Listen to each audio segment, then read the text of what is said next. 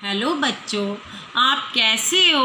आज इस वीडियो में मैं आपको बताऊंगी कि किस प्रकार भाषा को प्रभावपूर्ण ढंग से संक्षेप रूप में प्रस्तुत किया जाता है, अर्थात समास के बारे में बताऊंगी। इस वीडियो को आप लाइक और सब्सक्राइब करना मत भूलिए। आज हम आपको बताएंगे समास। समास का अर्थ है छोटा करना, अर्थात संक्षेप में बताना।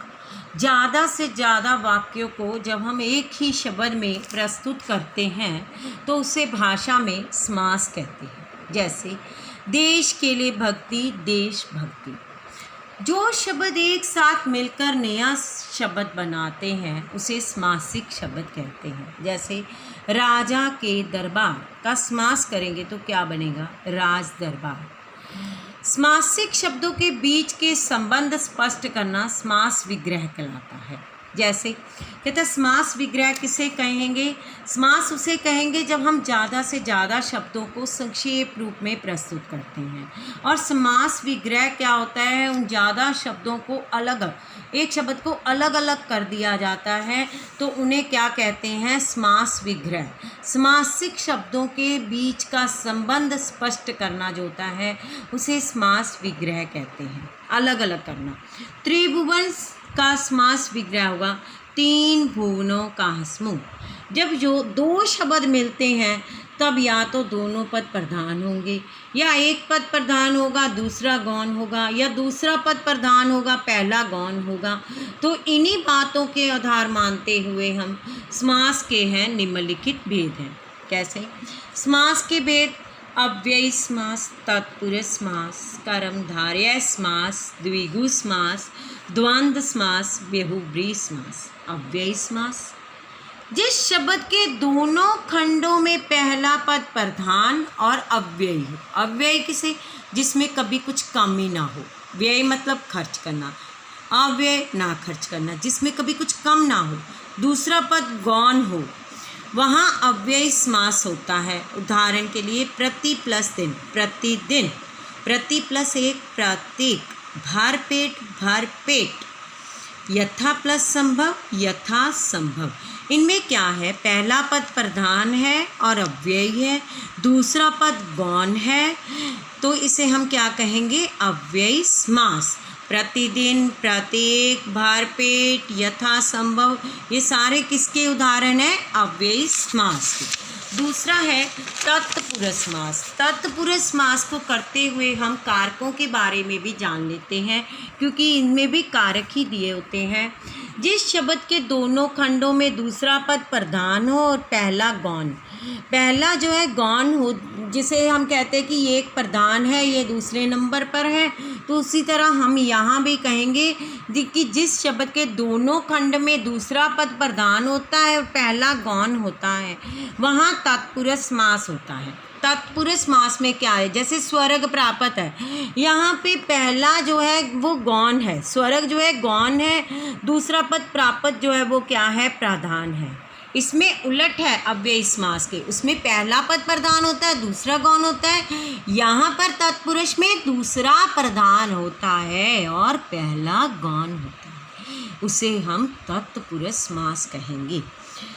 ये तत्पुरुष समास के बीच में समास होते हुए कारक चिन्हों का लोप होता है। इसमें हम जो कारक पढ़ते हैं, कर्ता ने, कर्म को, करण से, संप्रदान के लिए, अपादान से, जुदाई, संबंध का के की, इन सब चिन्हों का लुप्त हो जाना, तो उसे हम क्या कहेंगे? तत्पुरुष समास। स्वर्ग प्राप्त, स्वर्ग को प्राप्त। देशगत, देश को गत। यश प्राप्त, यश को प्राप्त।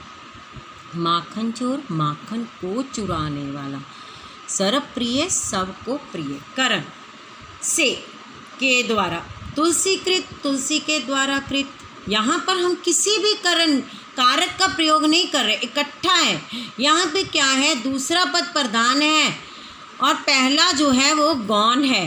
पहला क्या है? गौण, दूसरा पद क्या है? प्रधान। तो इसे हम क्या कहेंगे? करण तत्पुरुष। तुलसी कृत, तुलसी के द्वारा कृत। हस्त लिखित, हस्त से लिखित। रेखांकित, रेखा से अंकित। जन्म से रोगी, जन्म रोगी। संप्रदान के लिए, रसोई के लिए घर, पुस्तकों के लिए आलय मतलब घर, हथकड़ी हाथ के लिए कड़ी, देशभक्ति देश के लिए भक्ति, संप्रदान कारक कारकों का लोप हो जाना जो है उसे हम तत्पुरुष समास कहेंगे। अपादान से जुदाई अलग हो जाना, भयभीत भय से भीत, रोग मुक्त रोग से मुक्त, पदमुक्त पद से मुक्त, पथ भ्रष्ट पथ से भ्रष्ट। संबंध जिसमें संबंध बताया जाता है एक दूसरे से, का के की, जैसे गंगा का जल से, राज्य का सभा से, दीनों का नाथ से, समय के अनुसार, गंगा का जल, राजसभा राजा की सभा, दीनानाथ दीनों के नाथ, समय अनुसार समय के अनुसार। ये क्या है? तत्पुरुष समास। अधिकरण तत्पुरुष में पर आता है। वन में वास, आत्मा पर विश्वास, अपने आप पर विश्वास। घुड़सवार घोड़े पर सवार, आप बीती आप पर बीती, अधिकरण तत्पुरुष। अब इसमें क्या किया हमने तत्पुरुष समास में कि पहला पद जो है गौण है, दूसरा पद प्रधान है, उसे हम तत्पुरुष समास कहते हैं। तीसरा क्या है? कर्मधारय समास। कर्मधारय समास जिस समासिक शब्द का पूर्व पद विशेषण होता है, उसमें क्या था?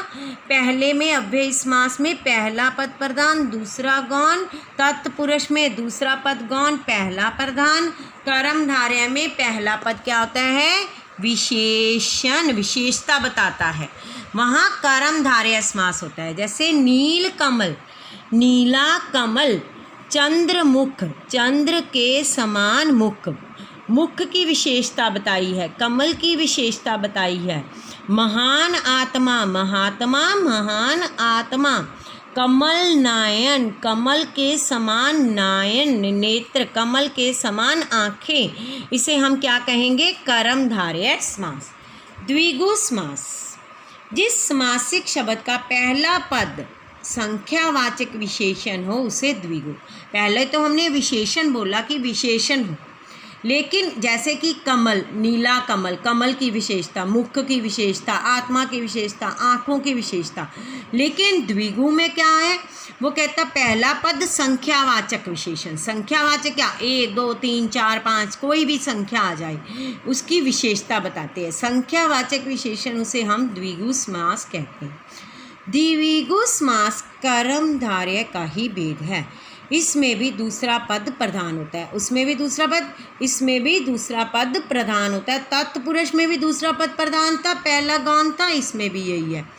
चौपाया, चार पाया, चौराहा आ गया ना। पहला क्या है? पहला पद संख्यावाचक, चौ, चार जिसे कहते हैं, चार राहों का मिलन। नवरात्रि, नवरात्रि, नवग्रह, नौ ग्रहों का समूह। यहाँ क्या है? दूसरा पद प्रधान है और पहला पद गौण है। रात्रि, राहें, पाया, ये सब क्या है? प्रधान है। इसे हम द्विगु समास कहते हैं, जिसमें कि संख्यावाची विशेषण का प्रयोग कहते हैं। द्वंद्व समास जिस शब्द के दोनों खंड प्रधान, पहला भी दूसरा भी दोनों ही प्रधान हो, उसे हम द्वंद्व समास कहते हैं। इनका विग्रह करने पर या और लगता है। जब इसको हम अलग करते हैं, दो शब्दों के जोड़ को हम जब अलग करेंगे, रात दिन, रात और दिन, नमक मिर्च, नमक और मिर्च, लंबा और चौड़ा, खट्टा और मीठा, दोनों का विग्रह कर दिया, अलग कर दिया। दोनों खंड प्रधान है। अगर रात प्रधान है तो दिन भी प्रधान है, नमक प्रधान है तो मिर्च भी प्रधान है। इसमें दोनों खंड प्रधान है तो वहाँ द्वंद्व समास होता है। इनका विग्रह करने पर जब इनको अलग किया जाता है, या तो हम या लगाते हैं या फिर और लगाते हैं। खट्टा और मीठा, लंबा और चौड़ा, नमक और मिर्च, रात और दिन। छठा है बहुव्रीहि समास। कहता जहाँ शब्द के दोनों खंडों में किसी की भी प्रधानता नहीं होती, वहाँ क्या था? दोनों खंड ही प्रधान होते हैं द्वंद्व समास में। यहाँ क्या है? दोनों खंड ही प्रधान नहीं होंगे, ये याद रखना है। द्वंद्व और बहुव्रीहि, द्वंद्व में दोनों खंड प्रधान होते हैं, उसको जब अलग करते हैं तो या आएगा या और आएगा। बहुव्रीहि में क्या है? दोनों खंड प्रधान नहीं होते, ना पहले वाला ना दूसरे वाला, लेकिन दोनों ही गौण होते हैं। वो दोनों जुड़कर जो है एक नया अर्थ निकालते हैं, तो उसे हम बहुब्रीहि समास कहेंगे। द्वंद्व समास में दोनों खंड प्रधान है, दोनों को अलग करेंगे, या आएगा और आएगा। बहुब्रीहि में क्या है, दोनों खंड प्रधान नहीं है, दोनों ही गौण हैं, लेकिन जब दोनों को जोड़ेंगे वो तीसरे का अर्थ बताएगा, कोई तीसरा अर्थ बताएगा, तो उसे हम बहुब्रीहि समास कहेंगे। ये शब्द किसी संज्ञा या फिर विशेषण का बोध कराते हैं, या संज्ञा के बारे में बताएंगे या हमें विशेषण के बारे में बताएंगे। जैसे दशानन कहता पहला पद भी नहीं प्रधान, दूसरा भी नहीं प्रधान, जब दोनों को जोड़ दिया तो ये किसी तीसरे के बारे में।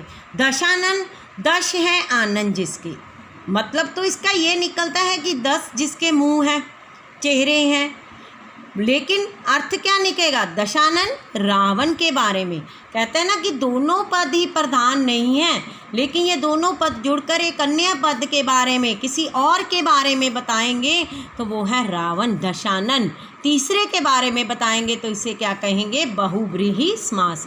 एक दंत जिसका एक दांत है, अब ये नहीं एक दंत जिसका एक दांत, इसका मतलब तो ये निकलता है, लेकिन ये तीसरे के बारे में बता रहा है, वो कौन है, गणेश भगवान। लंबोदर जिसका उदर लंबा हो, जिसका पेट लंबा हो, इसका लंबोदर, लंब लंबा, उधर पेट, जिसका पेट लंबा हो, लेकिन ये किसके तीसरे के बारे में, गणेश भगवान के बारे में बता रहे हैं। श्री गणेश जी के बारे में बताया गया है, उन्हें लंबोदर भी कहते हैं, उन्हें एक दंत भी कहते हैं, जैसे रावण को दशानन भी कहते हैं। ये इसमें दोनों पद प्रधान नहीं होते, ये किसी तीसरे पद के बारे में बताते हैं, तो उसे हम बहुब्रीहि समास कहेंगे। नीलकंठ, नीला है कंठ जिसका, नीला कंठ किसका है, शिव भगवान का, भगवान शिव का जो है कंठ नीला है, तो हम इसे नीलकंठ कहेंगे। तो ये क्या है, बहुब्रीहि समास की उदाहरण है। पीतांबर, पीला है अंबर जिसका, श्री कृष्ण भगवान, पीला है अंबर जिसका, वस्त्र अंबर, वस्त्र जिसके पीले हैं, तो वो कौन है, श्री कृष्ण भगवान। तो आज हमने क्या किया है, समास। समास जो है इसके भेद जो हैं 6 भेद हैं, और हर एक भेद में किसी में कोई पद प्रधान होता है, किसी में कोई पद प्रधान होता है, किसी में दोनों पद प्रधान नहीं होते, किसी अन्य के बारे में बताते हैं, लेकिन ये इसका अर्थ यही निकलता है कि समास तो हम उसी को कहते हैं कि हम भाषा को प्रभावपूर्ण ढंग से जब हम संक्षेप रूप में प्रस्तुत करते हैं, उसे ही समास कहते हैं। आप इस वीडियो को देखने के बाद लाइक और सब्सक्राइब करना मत भूलिए।